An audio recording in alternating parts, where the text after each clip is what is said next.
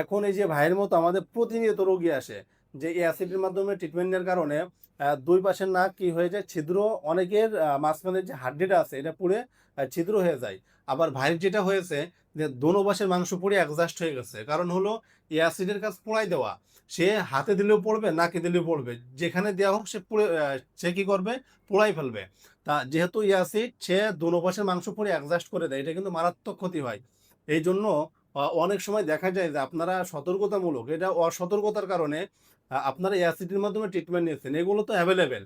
এখন আমার ইসে ইদানিং দেখি যে আপনার কিরানীগঞ্জ, মুগদা, নারায়ণগঞ্জ, এদিকে যাত্রাবাড়ি, তারপর গাজীপুর, সবাই কিন্তু অ্যাসিডের মাধ্যমে ট্রিটমেন্ট দিচ্ছে।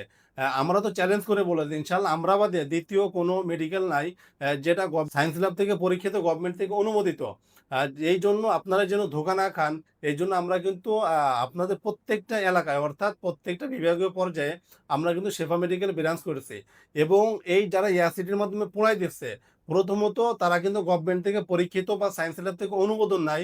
দুই নম্বর বিষয় হলো যারা ট্রিটমেন্ট দিচ্ছে তারা কিন্তু নিজেরাও মেডিকেল পার্সন না বা মেডিকেলে কখনোই পড়াশোনা করে নাই।